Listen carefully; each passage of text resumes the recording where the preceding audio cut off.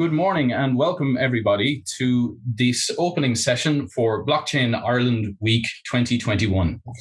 This is a conference program over 4 days of digital events aimed at increasing awareness and adoption of blockchain and distributed ledger technologies in Ireland. My name is Paul Hearns. I'm co-chair of the event working group and I will be your host for this morning's combined session. I'm a journalist and commentator in the area of ICT for more than 20 years. A huge amount of work, as you can imagine, has gone into organizing this week, and we have quite a range of events over the week. So we're aiming at everybody from the beginner who simply wants to know more about blockchain through to enterprise architects, developers, business people, entrepreneurs, and academics. So we'll have a broad range of topics. So our attendees are just coming in at the moment. So I'm going to share a slide of the agenda for this morning, just while we're waiting for people to come in, and I will come back when everyone is in. So hopefully everyone can see my screen there at the moment, and our participants are coming in. So this morning's agenda, we're going to have an opening address from our chair, the chair of Blockchain Ireland for this year, Dave Feenan. Then we're going to have an update on Blockchain Ireland's strategy from steering group member and co-founder of Blockchain Ireland, Laurie Keogh. Then that will take us up to 10 o'clock when we are going to have our opening keynote from the former president of Estonia, Thomas Hendrik Ilves. So it's a great honor to have such a digital pioneer and European representative to address us this morning. So the President Ilves will be taking questions, so we'll run through that in a moment as well. So please do take the opportunity to take advantage and put a question in there. Then from joining us later this morning from 11 o'clock, we'll have the Minister for Finance, Pascal Donoghue. So again, a great honor to have our local minister and a strong European voice in terms of digital economies as well. So just people are still coming in there at the moment, so we'll just let people come in, and I'll stop my screen share for the moment. So just in terms of a little bit of housekeeping, as I said, we will be taking questions this morning. At the bottom of your screen, you should have a Q&A button and a raise hand button. So please do type your questions into the Q&A box, and I'll be keeping an eye on them from there, and we'll be addressing your questions as we go. You can raise hand as well if you wish to attract our attention. And myself and our producer this morning, Sarah from ICT Skillnet, will start handling the questions. So just a reminder as well, this session and most of the sessions this week are being recorded to provide later playback and review. So again, there's a huge program of events this morning and over the 4 days, and they are all free. And that is all thanks to the input and support from our sponsors. So our platinum sponsor is Technology Ireland, ICT Skillnet. Our gold sponsor is Accenture, and our silver sponsor is Algorand Foundation. So thank you very much for all the support from all of our sponsors and from the entire ecosystem, because without that and without the volunteer support of the organization itself, we wouldn't be able to do this. Okay, so our attendees are coming in at the moment. So I'm just going to introduce our Blockchain Ireland chair, Dave Feenan, and he's also a director of ICT Skillnet. So Dave, if you would like to come on camera. Yeah, good morning, Paul, and thanks, Sarah, and good morning to all our attendees.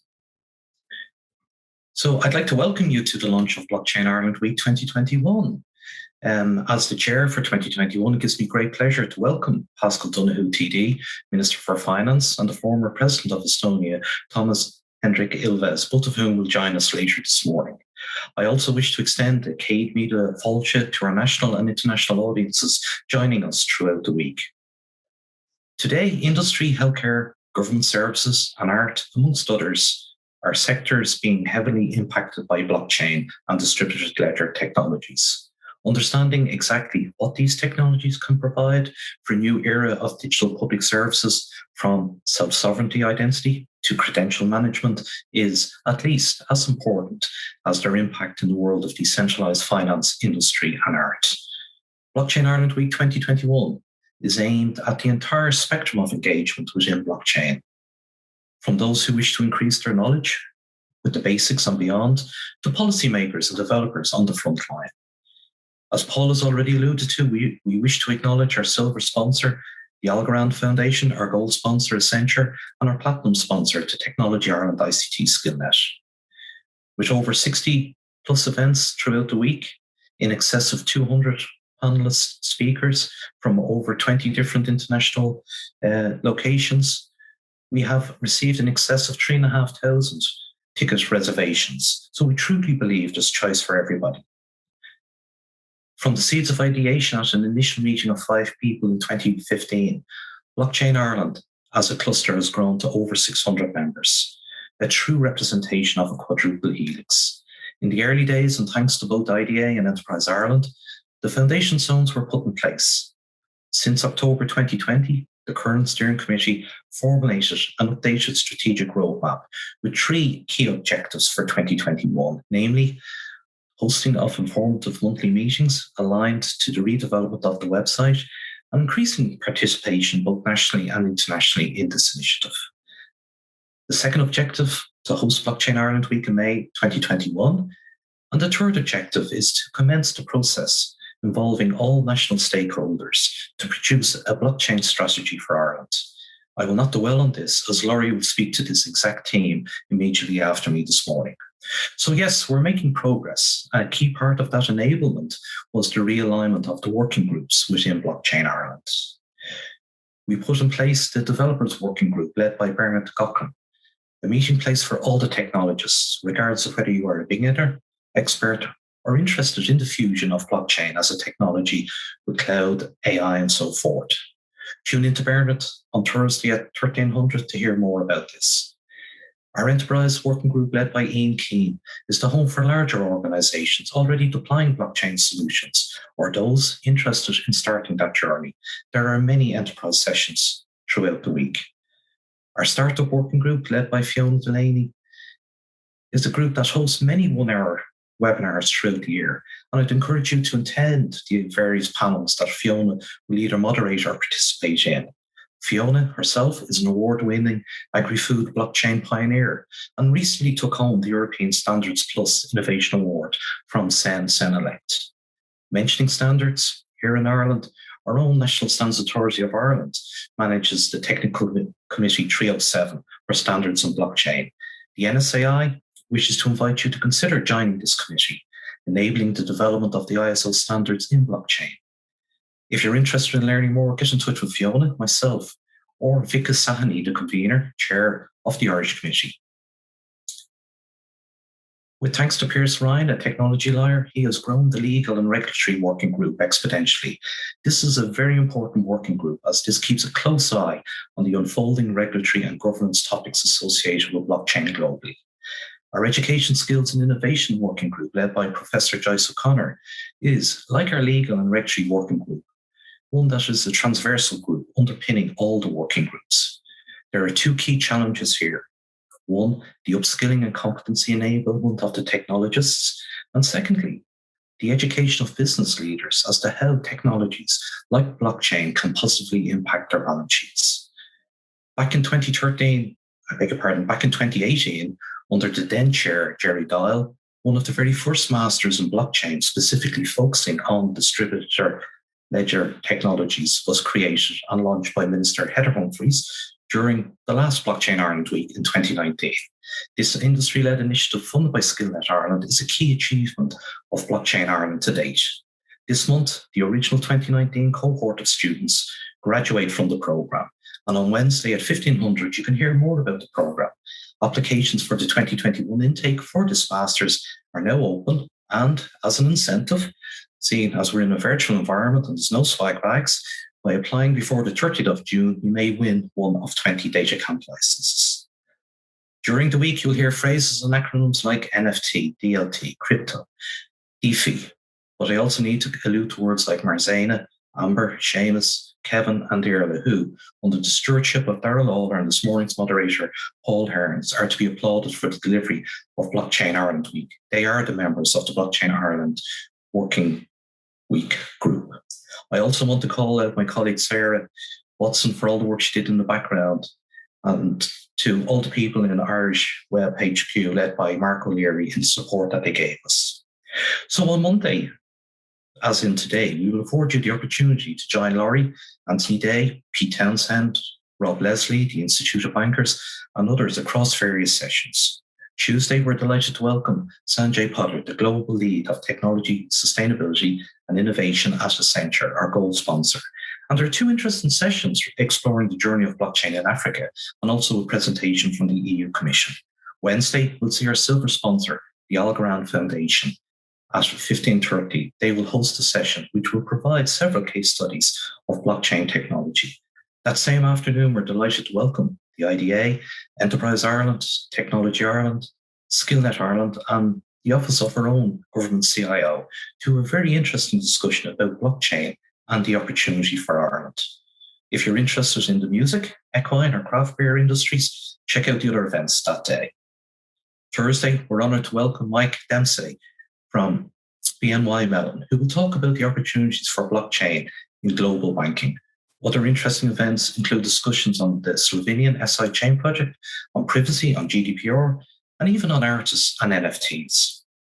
Whilst, as you can appreciate, in scenarios like this, with so many events, you cannot name check everybody.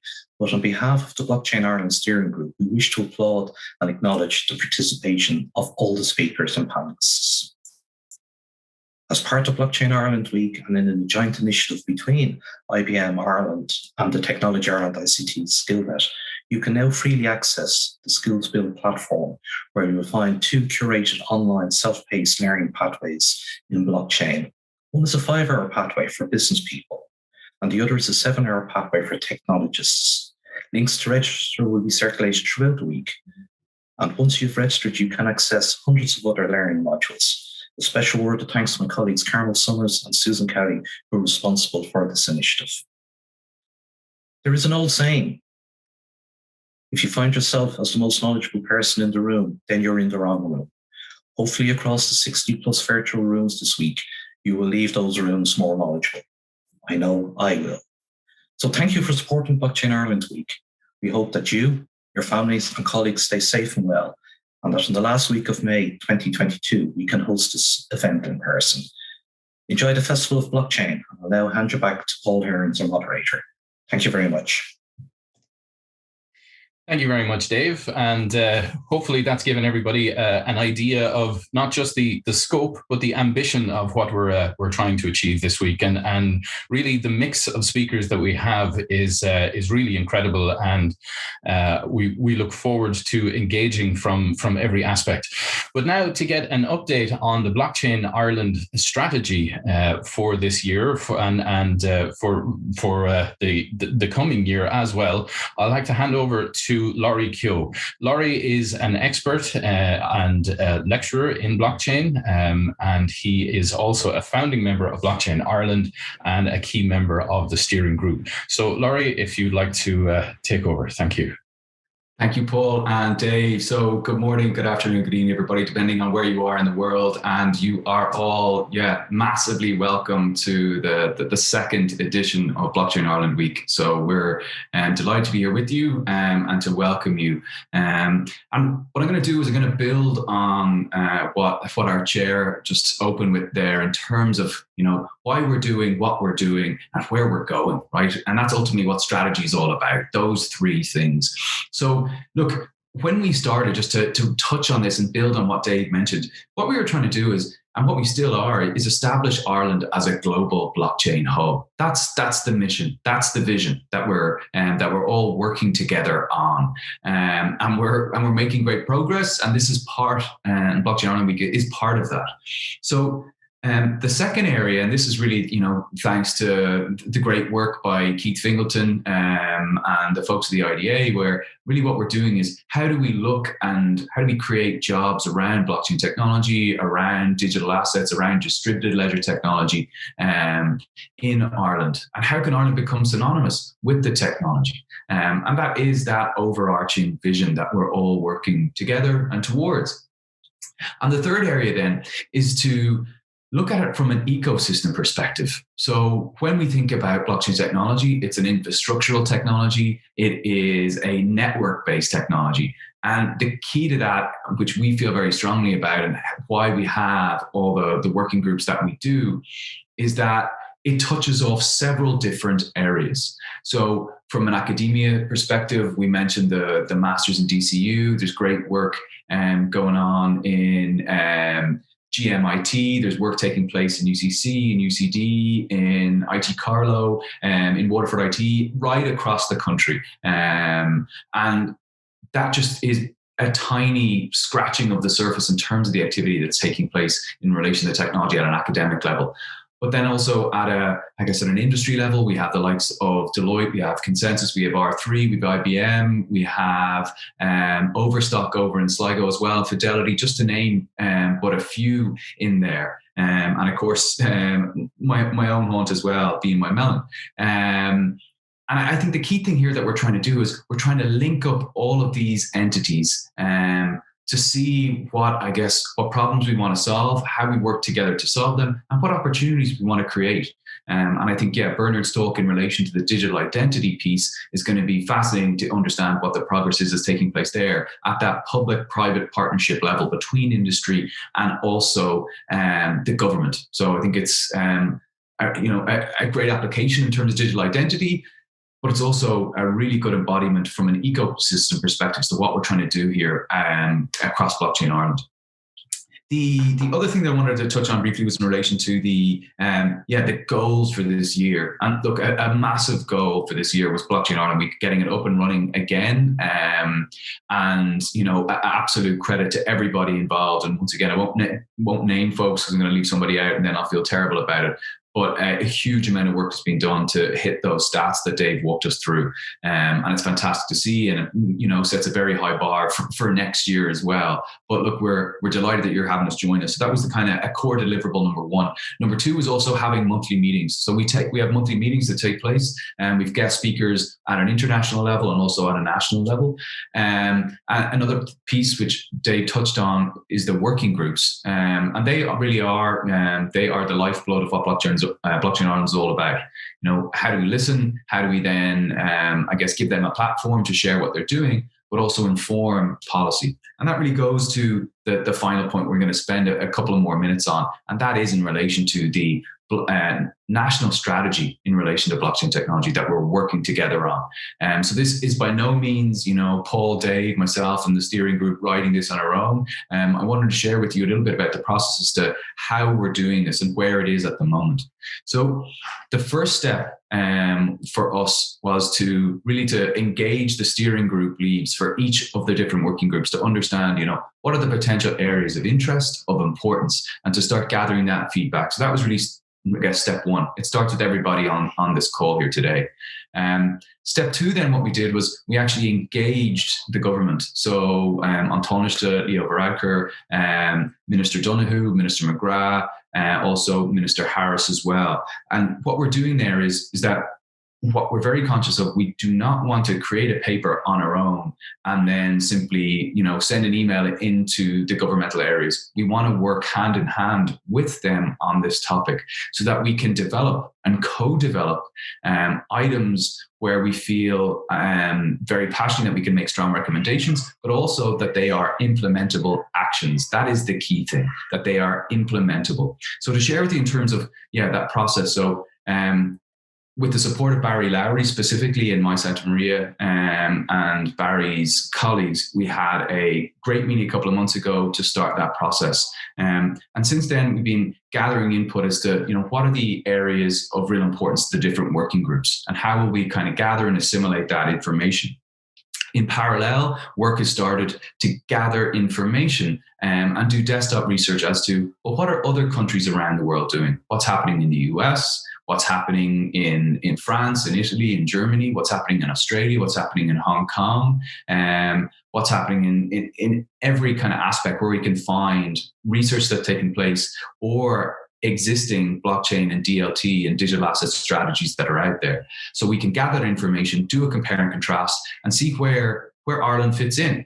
And what are the strengths that we have, and what are the gaps we need to address, and how does that fit in? And most importantly, and a great point back from Minister McGrath, is how does this fit in with the government's overall digital and ICT strategy? And that is where that connection point between Blockchain Ireland and then also Barry Lowry and My Santa Maria is of critical importance. And once again, it's not about us sending a cold email to the government going, this is a strategy. It's us co-developing that together so that we can come up with points that resonate and actions that are implementable over the course of 2022 and beyond. So it's a really, really important point. So where we're at right now in relation to the strategy paper is that we are about to kick off a series of meetings with the government. So Barry Lowry, the government CIO, and My Santa Maria from the Department of Finance with the steering group leads to start identifying the areas where we think there will be recommendations. So that's kind of part A. In parallel, we have the research taking place.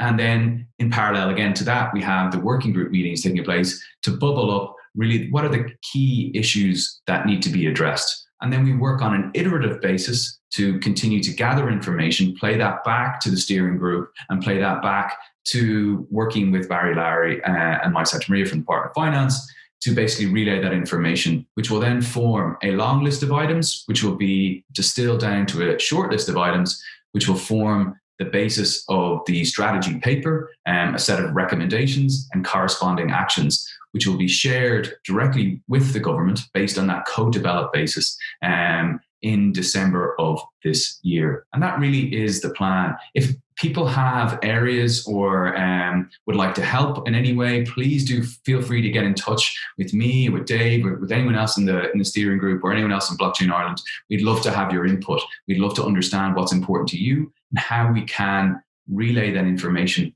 and include it in the strategy so that it can make a difference for you, for your business, for your academic entity, as the case may be. And then we'll put it in the plan. So that's really it for me in terms of what I wanted to share with everybody, to explain where we were, where we are, where we're going, and specifically in relation to the strategy for Blockchain Ireland and the national strategy for Blockchain Ireland that we're working on. But really excited about working on it with everybody as we get into the second half of this year, and then most of all, as we start to action it into 2022 and beyond. But look, thank you very much, Paul. Back to you. Thank you very much, Laurie. And it's great to get an indication of the level of activity and input that is being brought to bear there. And as you said, there's been a lot of support from government and policymakers too. So we're extremely grateful for that. But just one small detail to add to that, and that's the fact that Ireland was a founding member of an organization called the Blockchain Associations Forum, which was an initiative of the British Blockchain Association to bring together international groups or bring together groups internationally rather from different countries such as Blockchain Ireland and the British Association, but to give that international perspective, to allow us to work together, to share experiences and insights, but also to help other countries kickstart their processes as well, so that everyone can take advantage of the opportunities that these technologies can bring. So if you check out blockchainireland.ie and under announcements, you'll see information there on the Blockchain Association's forum. So again, it just gives an international context for what we're trying to do, and it gives help and support as well as insights for that. So some 40 odd countries were founding members in that, and Ireland is proud to be part of that association. So thank you very much to Dave and to Laurie. Both are going to stay on hand for our session this morning, but we'll move right along. We're a little bit ahead of time in terms of our timing. So we're going to bring President Ilves in at 10 o'clock. As billed, just in case people are joining us just for there. But again, what we'd like to do is just highlight to people that Blockchain Ireland is essentially it's a relatively mature organization at this stage. But over the last 6 months or so, huge efforts have gone into increasing capability, increasing reach. So we have a brand new website. We have a very strong LinkedIn page. We have a growing Twitter following as well. And we combine all of those channels to disseminate information. So if you go on to blockchainireland.ie and scroll down on the homepage, there's a sign up there for the newsletter. And the newsletter disseminates information, not just about the general activity, but also specifically about the monthly meetings that were mentioned. And the monthly meetings generally have a range of speakers as well as updates on the activities of the working groups. So there's quite a lot of information there to be spread. But as Laurie pointed out, we're encouraging other people to share with us what they're doing. We're encouraging people to bring online all of their efforts and to coordinate there. So I'm just going to introduce former President Ilves now, and really, the list of accolades for President Ilves is quite long, but he's a two-term president, serving from 2006. But before assuming the presidency, Mr. Ilves served as vice president of the Foreign Affairs Committee of the European Parliament, foreign minister for Estonia, where he led Estonia's EU and NATO accession process. And from 1993 to 96, he served as Estonia's post-independence ambassador to Washington. He served as Estonia's fourth president from 2006 to 2016, where he continued the efforts to develop the country's digitizing efforts in government and has been a pioneer in that area. He also served as chairman of the EU Task Force on e-Health from 2011 to 2012 and chairman of the European Cloud Partnership Steering Group at the invitation of the European Commission. He's chaired the high-level panel on global internet cooperation and governance mechanisms convened by ICANN, and he was co-chair of the advisory panel on the World Bank's World Development Report in 2016 for digital dividends.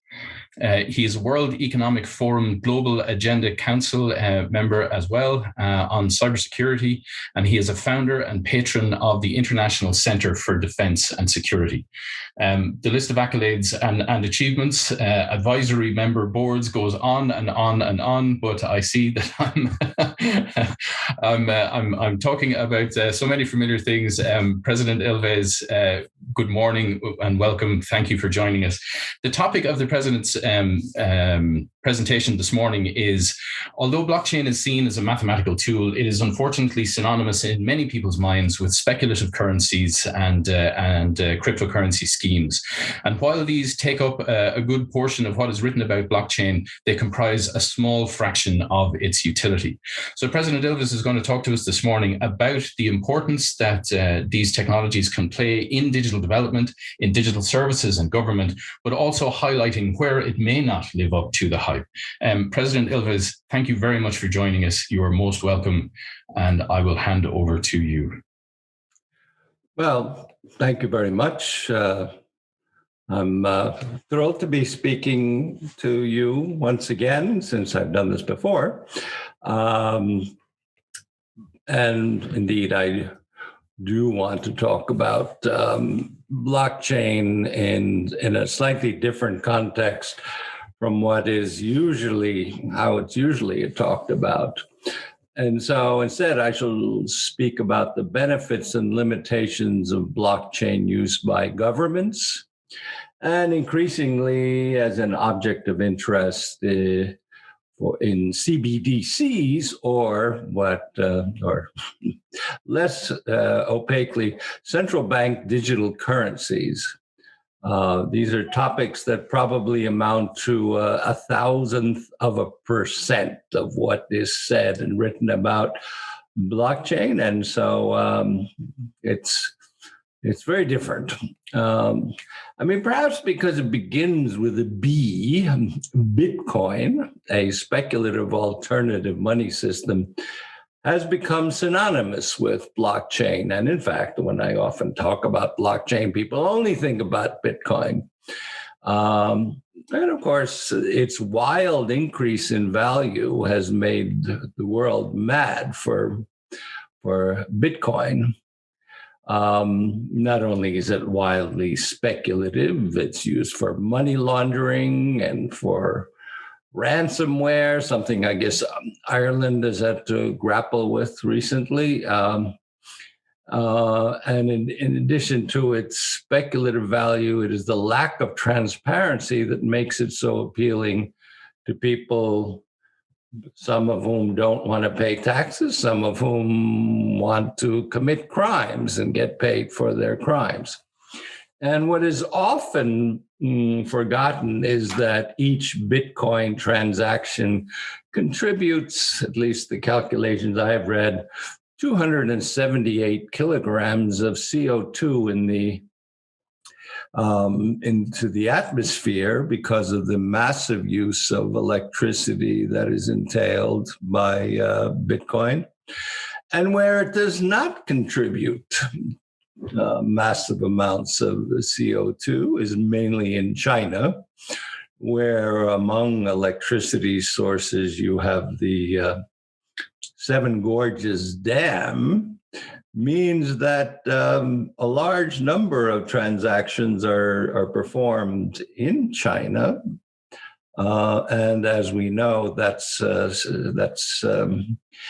it's not a place where you can freely do things. You're basically under the control of the Chinese Communist Party. So there are a lot of reasons to actually look upon Bitcoin as something that maybe is not as wonderful as we think. And I think that what we will see in the coming years will be some kind of international effort to curtail its use. Certainly, we can see some utterly ridiculous examples among digital currencies. We just a few weeks ago, some tweets by Elon Musk sent the value of a kind of a nonsense cryptocurrency, Doge, to increase 400 times in value.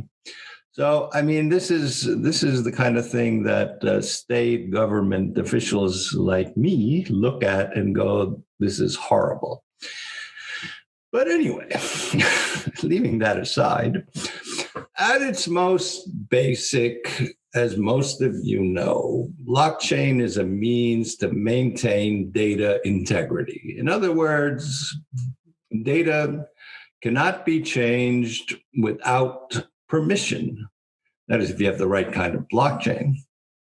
So it provides mathematically the trust that is necessary for financial or indeed any transactions. This mathematical trust is why people are willing to put their money into say, Bitcoin. But this should not limit our thinking about the use of blockchain, and in fact, we should think more widely. One immediate and probably most useful aspect of blockchain for both governments and the private sector is in the security of supply chains. So, I mean, most obviously, how do you know that the COVID vaccine you bought from somewhere is the same vaccine that left the factory? Supply chain security in this globalized world has become a paramount issue. And as what we buy from other places becomes more complex, the more we have to rely on this. But on the other hand, even in the case of what we saw last year with counterfeit COVID masks, even there with basic, simple technology, because we have had such negative experiences, I think we will be looking far more at use of blockchain in supply chain security. We have notable cases where we have where you can use blockchain. Beginning with is the code that an engineer started to write the same the code that is then installed into a computer? Do you know that what every step is that has taken place?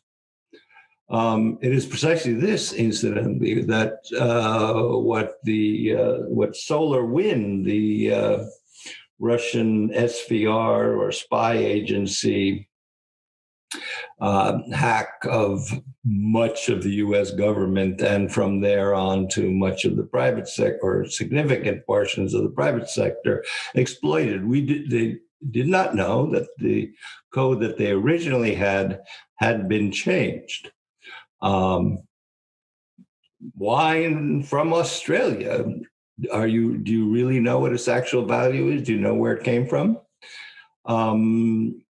So what you get is having verifiable proof of process, and especially across organization and national boundaries and administrative boundaries. For example, we can imagine using sensor network or putting on blockchain sensor networks, measuring compliance with the Non-Proliferation Treaty. Certainly, that's we have seen that. So it's rather easy to manipulate sensor data, and has been. And in fact, that's what happened with Stuxnet, was that the malware that was put into the Iranian uranium processing center or plant, it wasn't that, the real problem was that the output of sensors was manipulated by those, by the malware. Leading the engineers in Iran to then take steps that instead made the centrifuges blow up.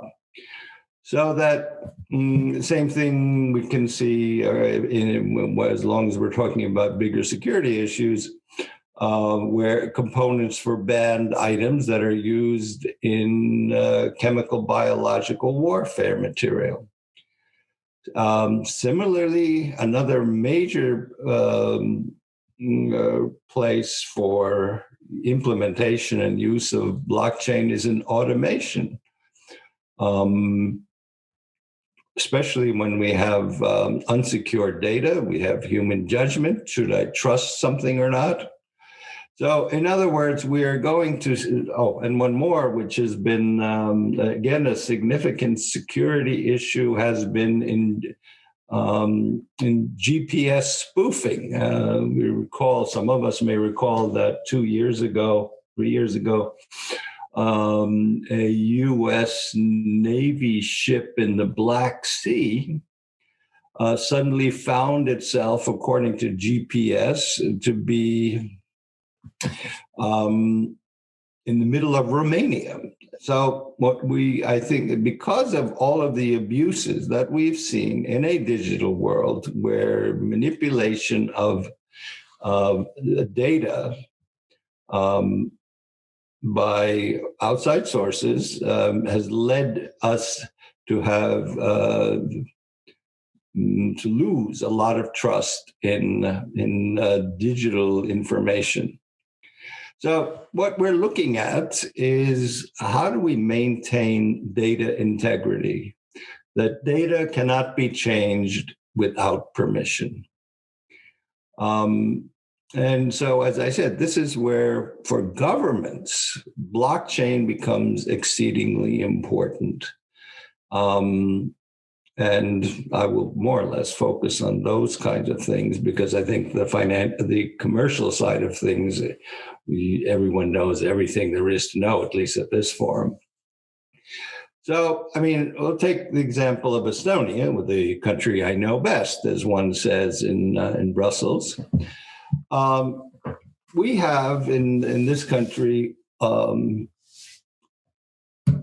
in digital form and exclusively digital form, all of our laws, our court cases, our property records, our medical data, they're all online and accessible. The question is that how do I know that those are trustworthy? As you can imagine, unauthorized change in anything such as laws, court cases, property records, or medical data can have devastating, even fatal consequences. Imagine your legal system. I mean, if you, as in our country, we do not have a Hansard as they have in the UK, or a congressional record. We don't have big fat paper books. We just have it online. But someone changes a law. How do you make sure that that the law you have, that the lawyers go and will base their court cases on, is actually that law? More importantly, since court cases set precedents, what happens if someone goes to a court case and changes it? Medical records. I mean, we're all obsessed, especially in the European Parliament, with privacy. Privacy is extremely important. It has little to do with blockchain, but privacy is exceedingly important. Now, if someone if someone manages to copy and publish my blood type, well, I mean, could be kind of unpleasant, maybe. If someone publishes my bank account, in my case, it would merely be embarrassing, but for other people, because it's so small, on the other hand, with some other people, it might be embarrassing in a different way. For example, if you're Vladimir Putin. But in any case, it doesn't do any direct damage. Now, on the other hand, if someone went into my medical records and changed my blood type, well, that could potentially have fatal consequences. Should I end up in the hospital and the doctors look at my medical record and I say I have one type blood, but in fact I have another one because someone has gone in and changed it. And of course, with bank accounts, well, rarely does your bank account, is your bank account changed out of the blue by someone to make it bigger. It's usually the other way. And there are plenty of cases of emptied out bank accounts due to hacking.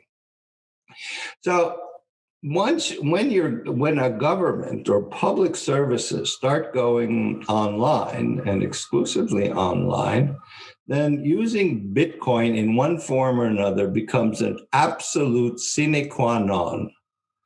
It is really it is one of the three pillars of digital governance. In fact, they're basically three things that you need to do to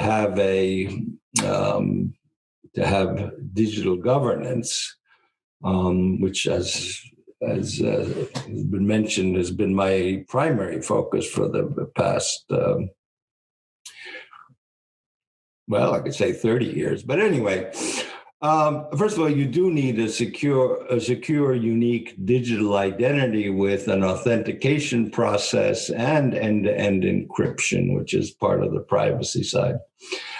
There have been actually a number of attempts to use blockchain to create a unique digital identity. None has been taken up by any government so far, to my knowledge. I mean, some are looking at them, but so far, none of them have turned out to be good enough. Secondly, you need but in general, the identity part, that pillar has little to do with blockchain. A secure architecture is something that really is the core of privacy, but that too has little to do with blockchain.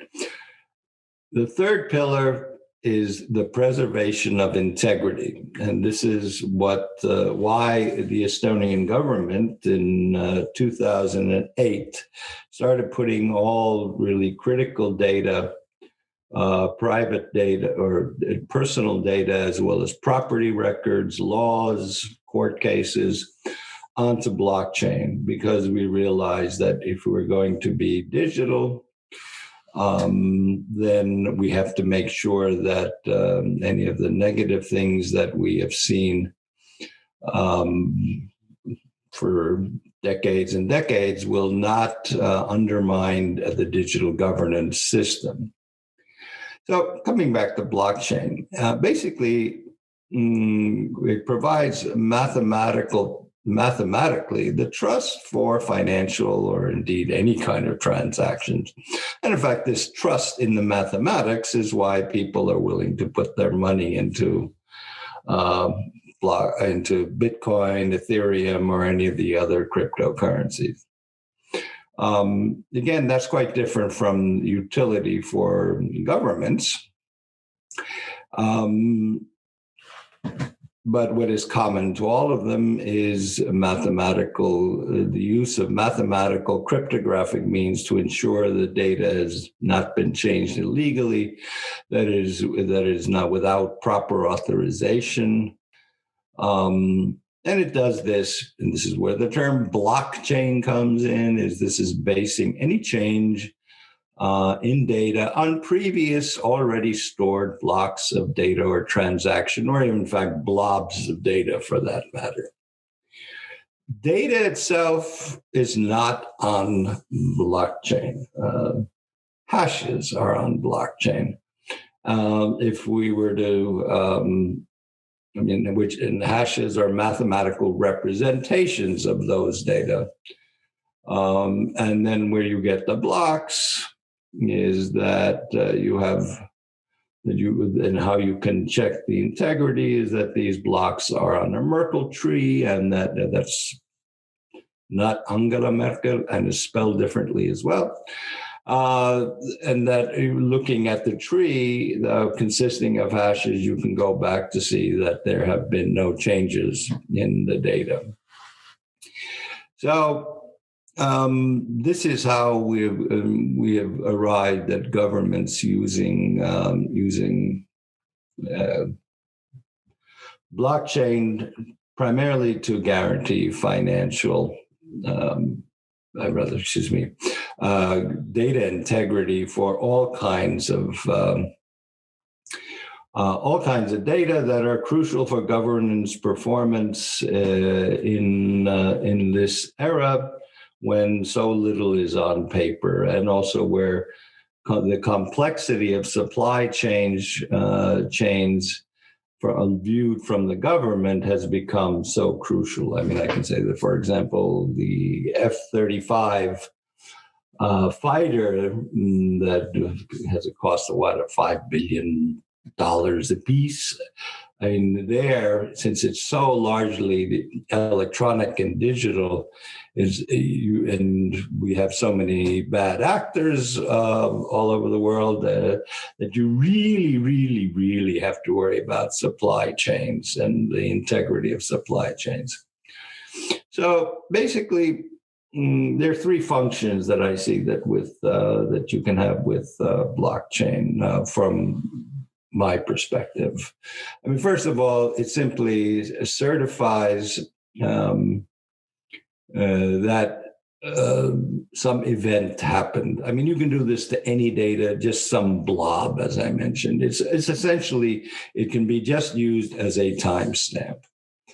More importantly, when you want to show that some event has occurred, where there are lots of atomic events that or single atomized events, you want to show that they are connected. As I mentioned, the kinds of, you want to see that who has looked at what in a chain of events, such as I mentioned, solar winds or with sensor networks. But where it gets really important in showing an event has occurred is when we get to automation, where the issue becomes one of unsecured data, where machines have to trust machines. I mean, let's look at something such as a driverless car. I mean, that is the way that works. That the processors or processes in that driverless car have to be able to trust the data that it is receiving from another machine. When your car talks to a satellite, the data integrity becomes absolutely crucial. And as we become more and more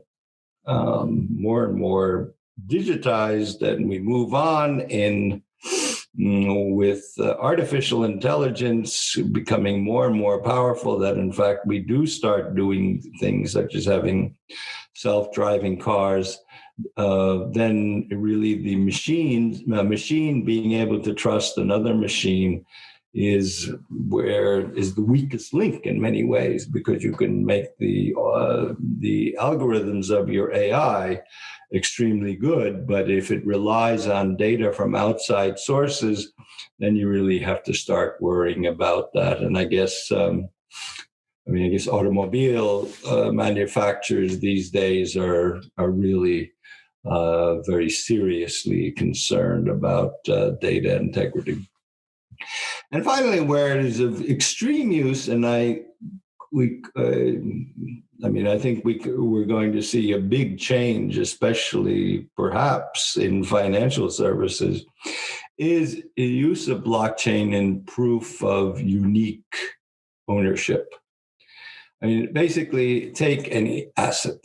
You can in fact prove ownership of that asset using blockchain, and then you have all these silly things that we've seen recently, such as non-fungible assets going on blockchain, but where you can actually claim that you and only you own something. Now, where this gets interesting is not having sort of Banksy artwork uniquely yours, but rather when you move to digital currencies, fiat currencies, not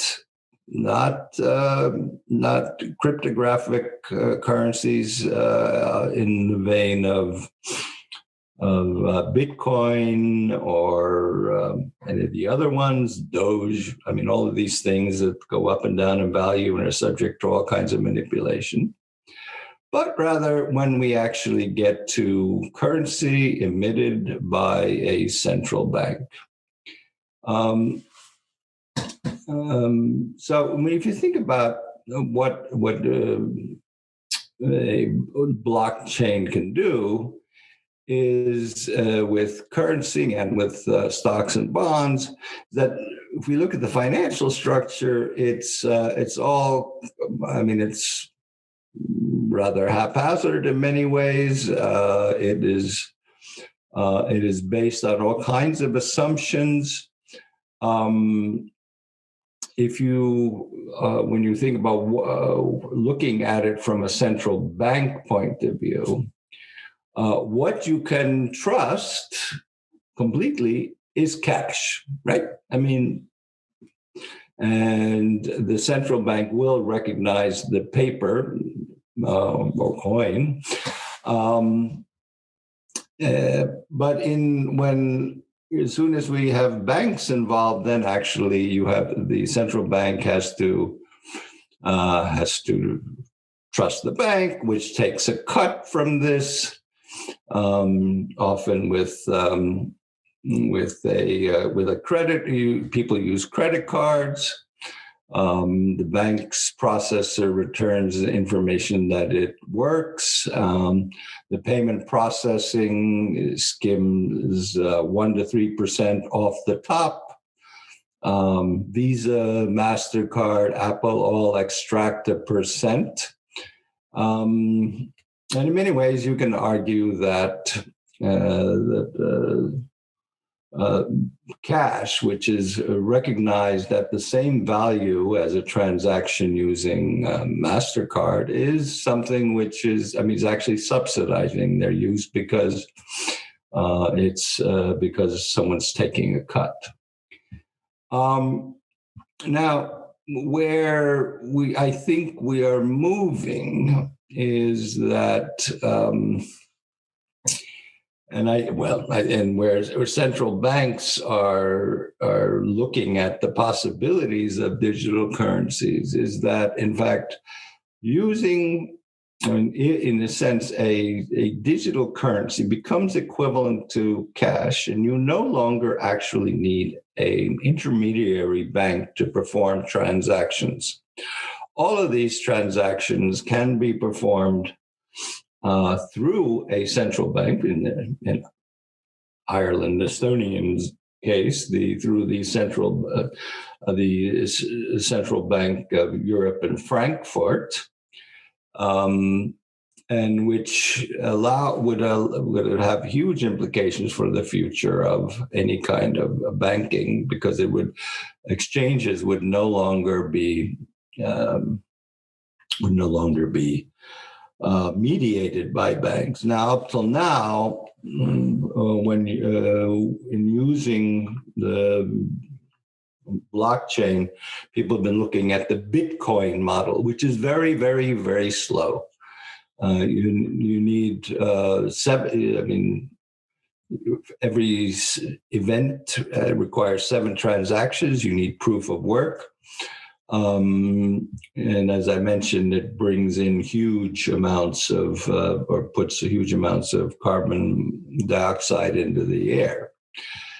So now what people are looking at is keyless infrastructure, which is keyless signature infrastructure, which is far more scalable, is instantaneous, or virtually instantaneous. It takes so little time and also, according to recent studies, shows that actually its carbon footprint is negligible compared to the footprints of Bitcoin and other coins like that. Of course, it is different because it is a permissioned blockchain. That is, cryptocurrency is generally are permissionless, which means that it needs everybody to sign off on it ultimately, and that's why this is why it takes so much electricity and why it ends up taking so much time. Now, using KSI models that are now being proposed, that you actually can speed up this entire process, but it is a permission blockchain, just as Estonia's various record keeping is all permissioned. That is a set number of authorizing entities must sign off, but it's not open-ended and endless, but rather it's limited. So it is a permissioned permission blockchain. So when you move over to one of these, if the central banks start to emit digital currencies, it can be treated just as an exchange unit instead of using the dollar, or you use the central bank unit, currency unit. There's no dollar clearing, and this is where the fundamental change comes in. When I have a bank account, and I have money in it, it is actually a liability to the bank, credit against the bank's trust. And I'm entitled to that money in the bank. If the bank goes bankrupt, well, too bad. In a central bank, paper is the liability to the central bank, piece of paper.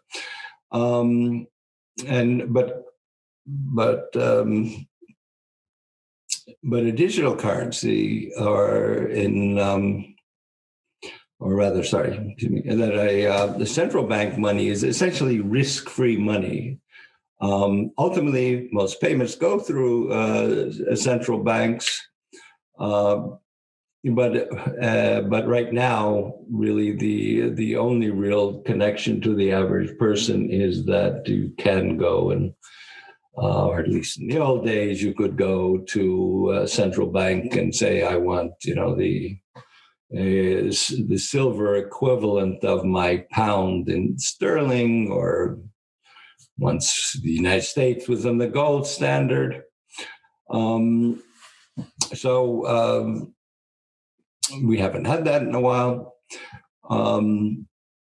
So there has been up till now no digital equivalent for cash, except for banks that have an account with the central bank. But central banks want to have the cash function in a digital world, so that all the money that they emit does not go to WeChat or credit card companies or banks. So how do you? So I think the move is going to be for digital currencies to come into central banks, where my digital cash is in my account with the European Central Bank, and it does it what private banks do. Essentially, it's a government-run bank account, but in fact, it should give you far more value. Where, of course, you get into one problem is that, do people want an official in Frankfurt to be able to look at your account?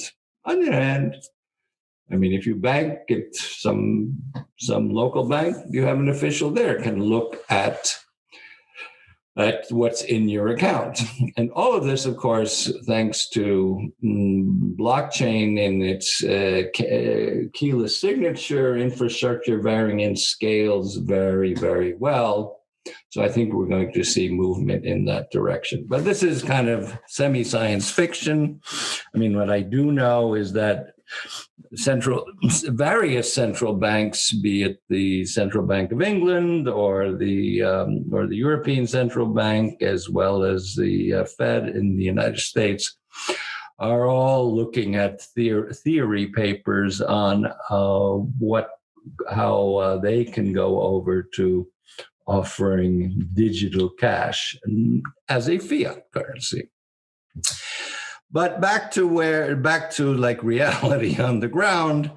I think, as I said in the beginning, a sine qua non for any kind of digitization process from a government point of view is to take critical data and all the data you really care about and that, upon which society depends for integrity and accuracy and absence of outside interference.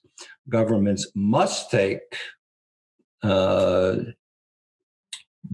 blockchain seriously and look at how to put their data on blockchain. And I'm not in government anymore, but I am sure that if you're interested in this and you contact the Estonian government on this, that they will be happy to explain how they did it.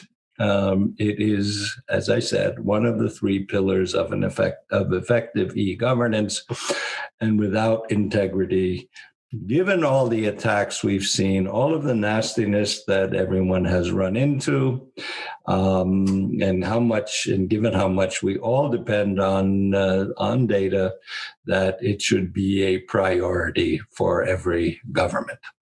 With that, thank you, and I'll be happy to answer questions.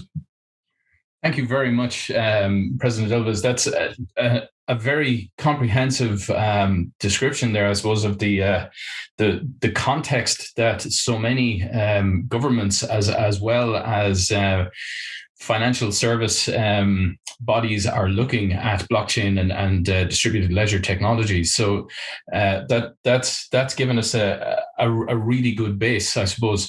But just a reminder to the audience that the Q&A function is there. Please do come in with your questions, and I see that there are a couple already there, so we'll get to those in a moment. So just to allow you to gather your thoughts and perhaps address a question or two, I'll just start myself. President Ilves, you mentioned data integrity as a key consideration for any kind of digitization in terms of government or public services. So I suppose just in that context, what do you see as the most important technical feature of blockchain technologies in that context? Is it the potential for data immutability, or is it a combination of a few? Well, I mean, data immutability, or at least having a record of how data has been changed, is simply something, one way or another, you need. I mean, if you want people to, we're looking, you have to be able to trust the data. That is a minimal requirement for people to trust digital governance of any kind. And so, one way or another, you're going to have to deal with this because, I think that digitization of public services is to the 21st century what building, massive highways was to the 20th century. It really will get things going. So, you have to look at what do you need for that, and one of those things is the integrity. It's a sine qua non, because you're not going to get people to trust any kind of system with all of the various things that we've seen happen to data if you cannot assure people that that data integrity is maintained. And as we've seen with the ransomware attack on your own healthcare system, that is not going to necessarily be avoided. The ransomware attack is not going to be necessarily avoided by using blockchain. However, if your data, healthcare data, has been changed, well, that is where the blockchain comes in. Okay. Well, just before we go on to the audience questions, if I could just ask, from your experience in government, as these public services were being introduced, what was done to communicate to the wider public the advantages of these services, and was there a job of work to convince people that this was the way to go, that blockchain could provide the level of assurance that was needed for them to adopt the services that were being offered? Well, that's much more of a political communication question. Indeed. Basically,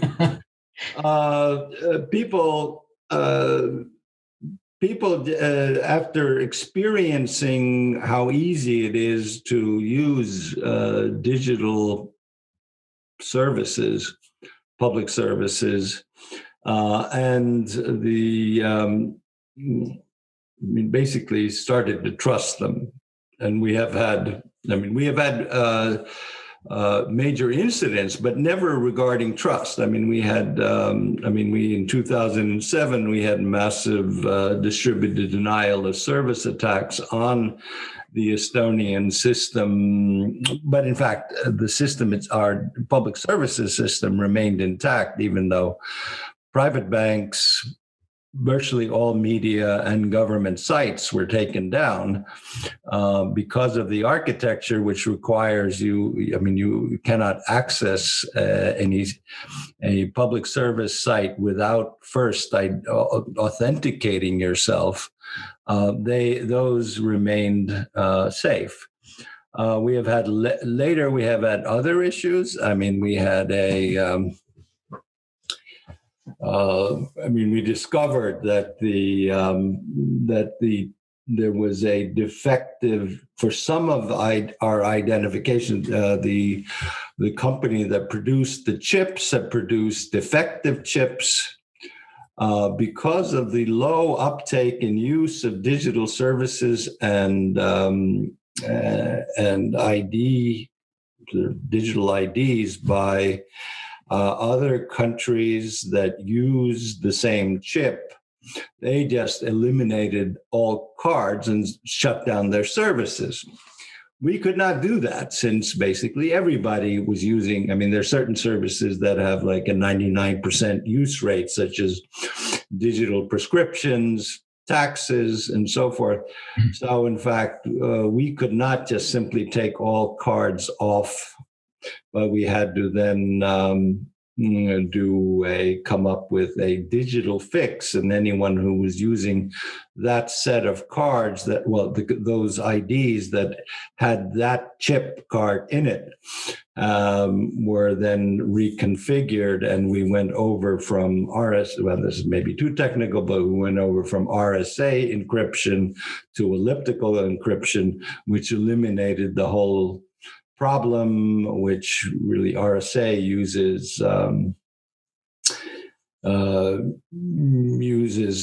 factorization of numbers, whereas elliptical does not. And so we just had to change everything, but we could not give up on the whole system. Nonetheless, none of those, while those did have, at least the second case actually did raise issues of trust. That was a matter of political communication. But basically, when you've had billions now of transactions online using our system, and nothing significant has happened, and we're not worried. People are not worried, basically. That's where it is. It's kind of like they vote with their, not feet, but their fingers on the keyboard, and it works. Very good, very good. Well, I'm sure, as has been the case, that Estonia will be cited as the leading example of the efficacy of these technologies. But to jump into our audience questions, then inevitably the recent experience with the Irish Health Service is there. So. The question is asking, should the government deploy DLT and blockchain technology? So I suppose, given your experience and the fact that Estonia had e-health as one of the key areas for these services, in your view, how best would those technologies be deployed here to prevent this kind of attack? You said that it may not prevent against ransomware specifically, but that the data could be protected. So in your experience, how best would it be applied to this situation? Okay, I really don't know the Irish situation, but somehow someone had to get in. So that's like the gateway is faulty. So I don't know if one of the standard gateway in the United States is email address plus one password. Well, I mean, use two-factor authentication and don't do two-factor authentication. Put the two factors together separately from any kind of communication. So my system, our system, it's on I have a chip. There are three variants, but I have my digital identity with a chip, and the match takes place in my device. And since also SIM cards are chips, so too when I do use a mobile phone.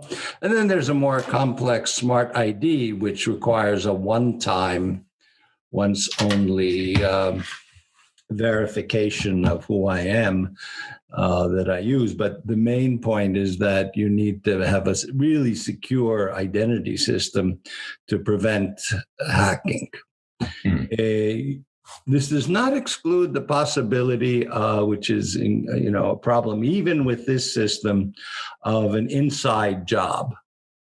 And in fact, that's a critical problem that you have to worry about. In fact, the few cases where we have had any kind of break-ins have been inside jobs, but the system is designed so that if it's an inside job, immediately, no matter what happens, either you're authorized or unauthorized to go in, there's always a signal that this is someone who's looking at this. And if you're really not authorized, our classic case was an Estonian police officer who used their systems administrator privileges to check up on her boyfriend. Within 15 minutes, she was escorted out of the building, fired, and lost a criminal case. In fact, my last act as president was to pardon her because she really got the full force of the law came down on her, and she actually, I think she learned her lesson. So, that's the first thing. I don't know how your system works. Now, the other place, the other thing that we have that makes things more secure is that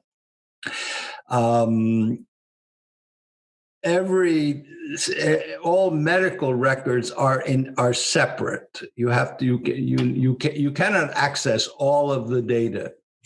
It's an individual transaction. So if you break into someone, you will break into someone's record. You have to, since you're already coming in as someone, what you have access to would be, say, my medical records, not my wife's, not my son's, not anyone else. So it's a highly compartmentalized system. It's a distributed data exchange layer, which is different from a DLT, but it's distributed.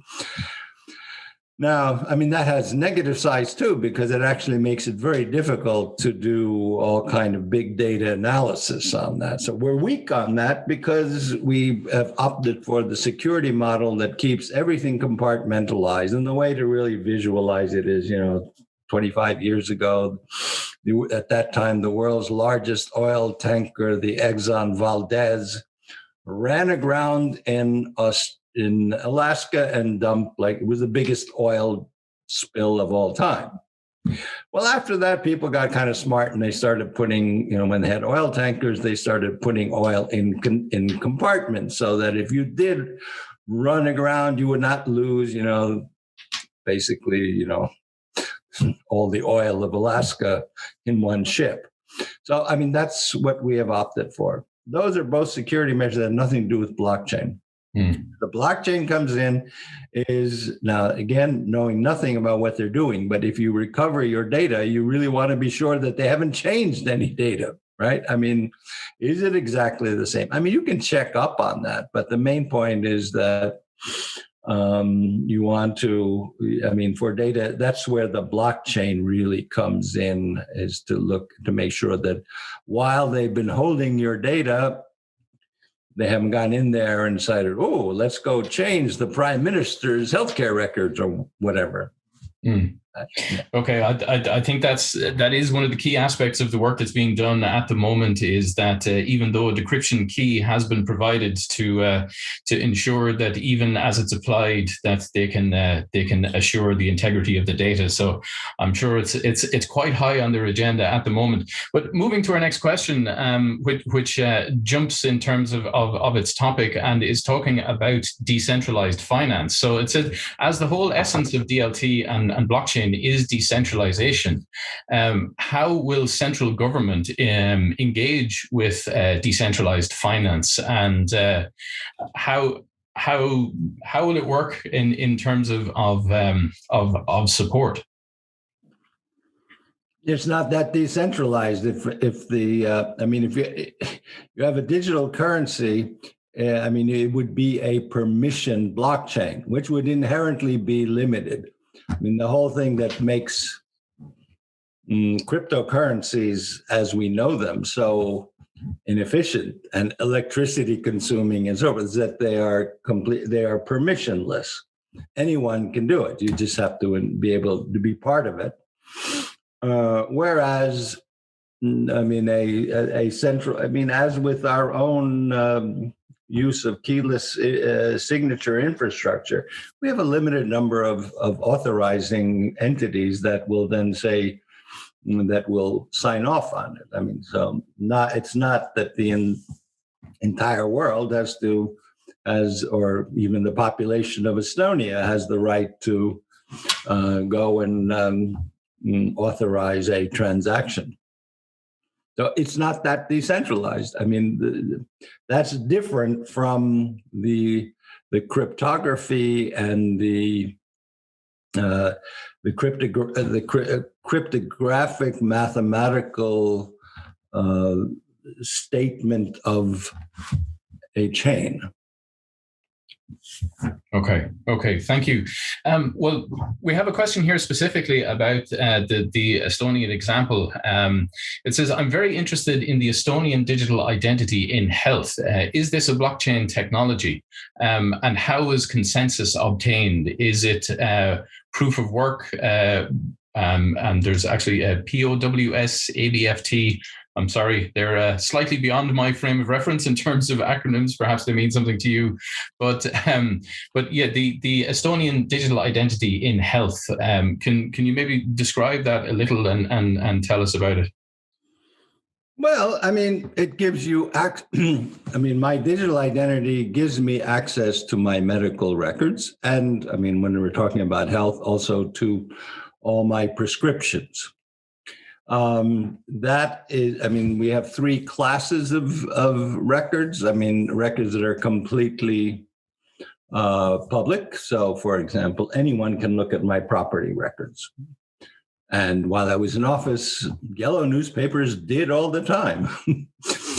The benefit of those data is that I also get to see who looks at me.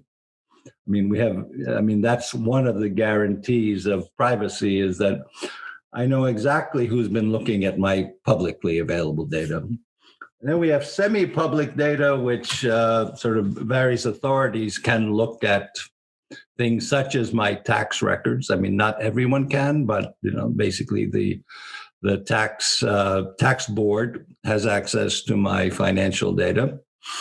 But I see when they look. And then finally, there is the strictly private, which would be my bank accounts, which would be my healthcare records, where I have authorized my doctor to look at those data. And if I want to authorize someone else, I can always authorize another doctor to look at those data. But it's you can't just go in there and look at it. And this, compared to, say, this is where the advantage of digital record keeping is vastly superior to paper record keeping, is the example of Michael Schumacher, the Formula One driver who had a horrible accident, I guess in 2013. Rushed to the hospital. He had, basically huge damage to his nervous system, his brain, whatever. And within hours, his X-rays and his diagnosis and all these things were published in Bild Zeitung, the largest yellow newspaper on the European continent, which was then reprinted another one. And there's no way to know who did that. Whereas if I were Michael Schumacher and we had mountains in Estonia that you would ski down, you would know exactly who looked at his data. I mean, it would be clear as day that, okay, this person accessed this file. And so then you would be able to track that person down. Now, this again has nothing to do with blockchain, because no data is being changed here. You're just stealing it, right? Okay. Well, I think that it certainly presents a lot of challenges in terms of the Irish context, because traditionally here, from a cultural perspective in particular, people are highly sensitive about such things, and I suppose it's a hangover from our history that people tend to have a high level of sensitivity in terms of who has access to data, even in terms of public services. So, hence, I suppose the questions around that and people's interest. But there is another question. I would add to that, however. I mean, I would say that yes, that is true. What is different is that if it's digital, you can do the architecture so I know who's looking at my data. Whereas in a paper world, you have no clue as to who's rummaging through the paper files, looking at it, making a photocopy, whatever. So in fact, the mutual reciprocal transparency of the digital world is why it is vastly superior to paper documentation.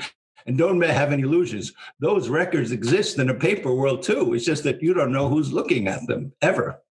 Indeed. I think we have time for just one more question before we introduce the minister. But there's a question. Let me just say one more thing as a plug. There is I'll look it up and send it, but there's actually a whole session on digitization of health, I think on Thursday, where I'm speaking to. Very good. Excellent. I can just send you that. So whoever's interested in that issue, I will send it on chat or something. Indeed. That would be very useful. Thank you very much. Paul, may I ask the minister one final question there? Certainly, please do. Yeah. President, I should have said, could I ask the President one final question? President Ilves, I had the opportunity through your former colleague, Her Excellency Ambassador Carlson, when she was in residency here at the Estonian Embassy in Dublin, to visit the e-showrooms in Tallinn. And the one thing that struck me when you talk about trust is the ability for your citizen to walk in, to actually see what the government is doing. And I just wanted to compliment you on the model, on the openness, because in relation to trust enablement, you put in the shop window the journey that you're actually going on, and you invited your citizens to actually see very transparently where, in a lot of cases, services are delivered that you have to embrace. But I just felt what we saw during our stay in Tallinn was really a model that all countries should be embracing. So I just want to congratulate you on that initiative. It's obviously stood the test of time and has become a template for Estonia to move forward. Well, when you start using Estonian vaccine passports, which we issue to everyone who has been vaccinated now has a readable QR code that says, yes, you have been vaccinated, then come visit. We're open to people who have proved that they can be vaccinated, have been vaccinated. So anytime.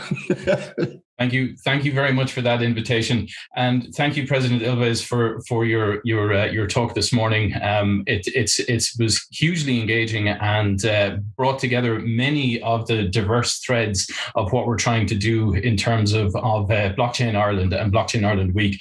Thank you to everybody for your questions as well. There was more than we could really get through there, so thank you very much for your interest there. But I'd like to move on now and to introduce the Minister for Finance, Paschal Donohoe, who is joining us this morning. Welcome, Minister.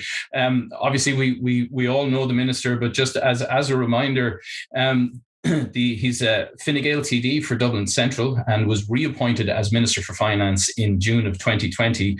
And he has also held the position of Minister for Public Expenditure and Reform. Always an active voice in Europe, Minister Donohoe was elected as President of the Eurogroup of Finance Ministers in July 2020. He is also formerly a chair of Ireland's Future in Europe Oireachtas Subcommittee, as well as a member of the Public Accounts Committee. He served as Vice Chair of the European Affairs Committee, and as a senator served as the on the joint Oireachtas Committee on Transport. And Mr. Donohoe has been speaking recently in terms of the opportunities and the challenges for Ireland and Europe in developing digital economies and embracing the technologies that will benefit all citizens. So, Minister, thank you very much for joining us this morning, and I'll hand over to you. Great. Well, thank you very much, and good morning to you all. I'm really delighted to be speaking to you at the beginning of your very, very important week. But I think, as has become customary at events like this, of course, I have to indicate my disappointment that we can't do this in person.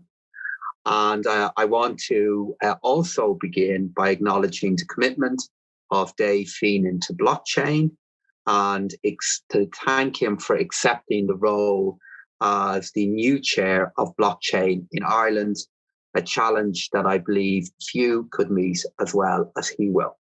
I also want to acknowledge the tenacity and perseverance of Larry Kehoe, being one of the original founders of Blockchain Ireland over 5 years ago.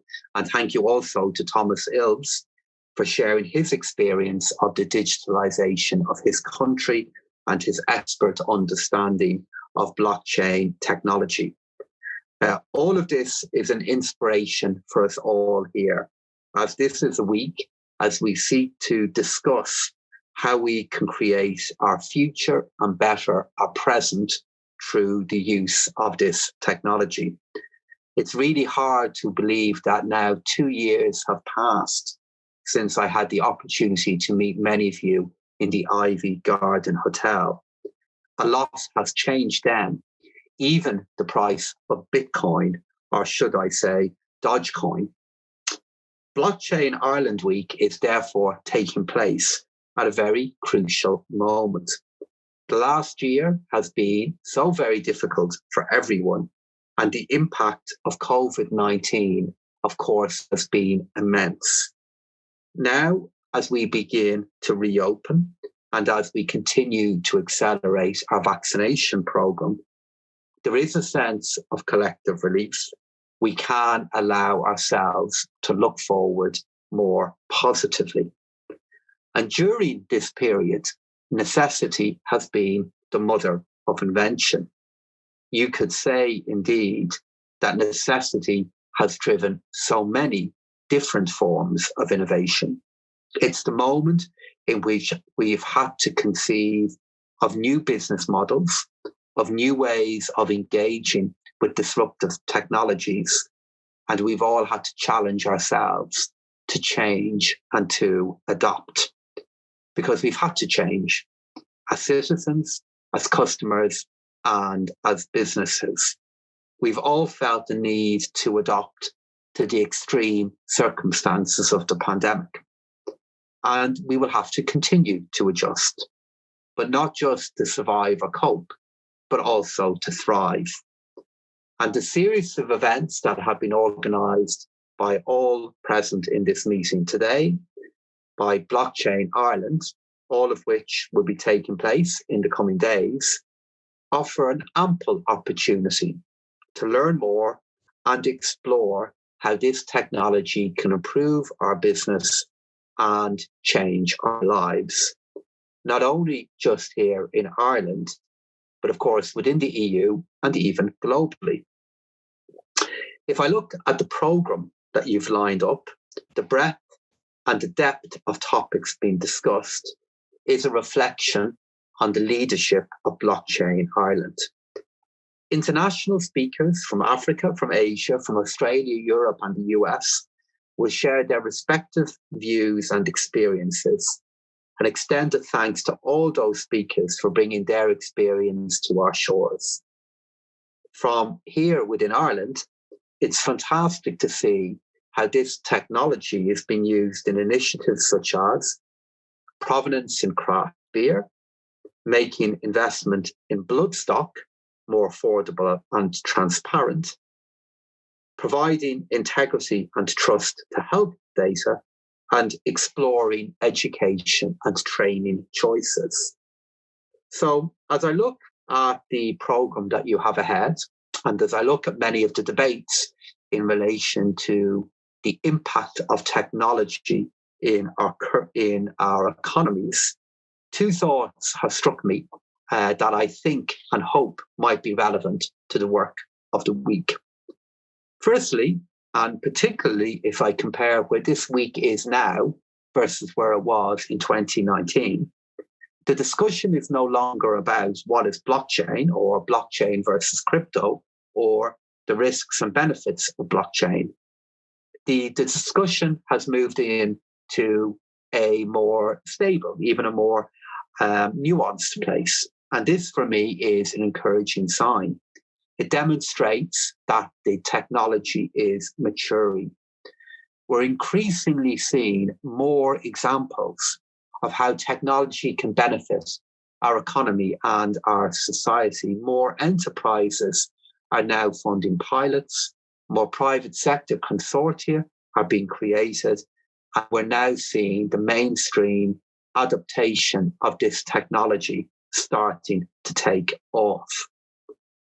The technology's broad market applicability and the relevance also at the same time to very specific sectors is becoming clearer. It demonstrates that we're not here in Ireland, we are keeping abreast with changes in technology. We have moved from 50 companies in Ireland working on blockchain back in May of 2019, when I last spoke to you, to almost 100 today. A sure sign that this sector is becoming far more embedded in our economic ecosystem. So my question for all of you here today, is that enough? Could we do more? Could we do better? And if so, what do we need to do? One of Ireland's traditional strengths has been our ability to innovate, to adopt to emerging trends across finance and technology. And I've spoken before about the importance of nurturing our knowledge economy. As a government, we have tried to ensure that Ireland is prepared to take the advantage of technological opportunities through a number of interconnected initiatives. These objectives underpin the government's Future Jobs Ireland strategy. Our vision, as set out in Ireland for Finance Strategy to 2025, is for Ireland to remain internationally competitive and for a top-tier location of choice for specialist international financial services to continue to be developed here. We have a track record in this country for building globally recognized payment companies and innovative financial services businesses.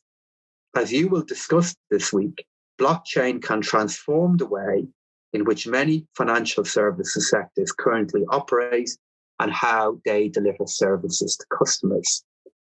The digital asset sector is becoming an increasingly competitive environment, whilst creating challenges for existing legal and supervisory frameworks, and also trying to match market and client requirements. We're actively monitoring developments in technology and regulations globally, so that any potential policy changes have to be crafted from a balanced, measured, and carefully laid out review of risks and opportunities both to consumers and to the economy. However, as you all know, the pace of development is fast. The consequences of change might be difficult to comprehend early on. Thus, whether this is true, the provision of digital assets or innovative ways of providing microinsurance, I encourage you all to raise any concerns or perspectives that you have regarding Ireland's ability to remain competitive and to continue to be a destination of choice for financial services. It's also encouraging to see how the applications of this technology are being explored across the spectrum of our society. Future Neuro, the Science Foundation Ireland Research Centre for Chronic and Rarer Neurological Diseases, is now using blockchain to match sick patients to clinical trials based on their clinical data. It received just under €4 million in funding from the recent Disruptive Technology Innovation Fund Award from Project Ireland 2040. Blockchain is also enabling innovative approaches to educational credentialing in the Irish banking sector. Earlier this year, I was pleased to mark the launch of EdQ Platform, a collaboration of the Institute of Banking alongside the Bank of Ireland, AIB, Ulster Bank, and Deloitte. This unique blockchain-based educational credentialing platform for financial services is the first of its kind in Ireland. And then finally, there are 12 educational institutions across Ireland that are supporting and researching blockchain, whether that is in the form of ongoing research, study programs, or partnerships with other companies. Another heartening sign that Ireland is collectively working towards strengthening its knowledge economy credentials, anchoring on blockchain technology. So to summarize, it's really encouraging to see evidence in the sector that we are moving at pace with other forms of technology.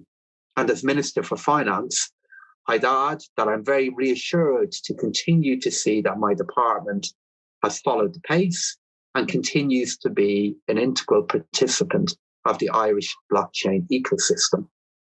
So that leads on to my second point, which is the central theme of the week's event: blockchain, foundation of trust.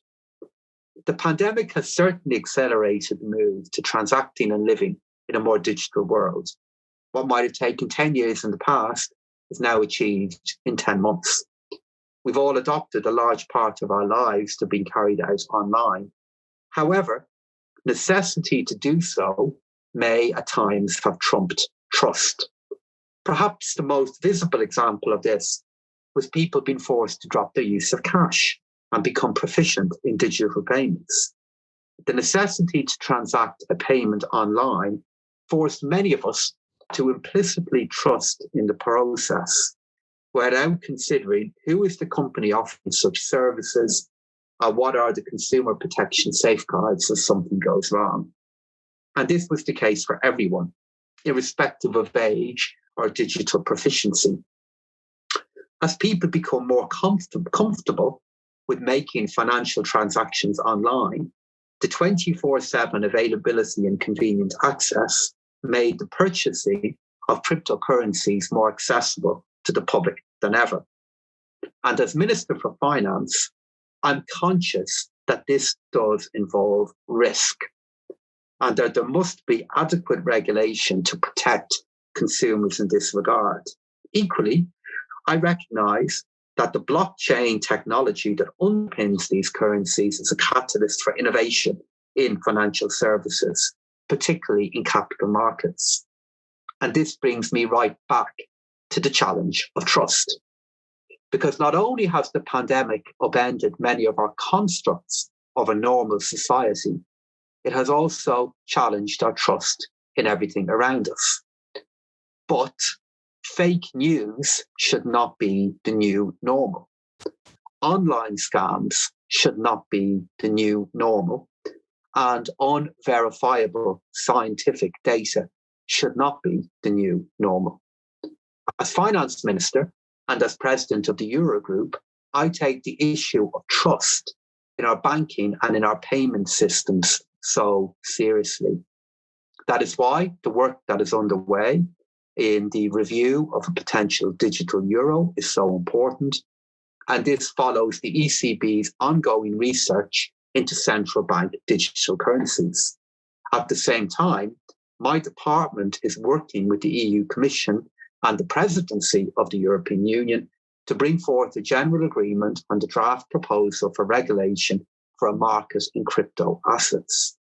Discussions are progressing apace, particularly considering the technicality and complexity of the proposal. And why is this important?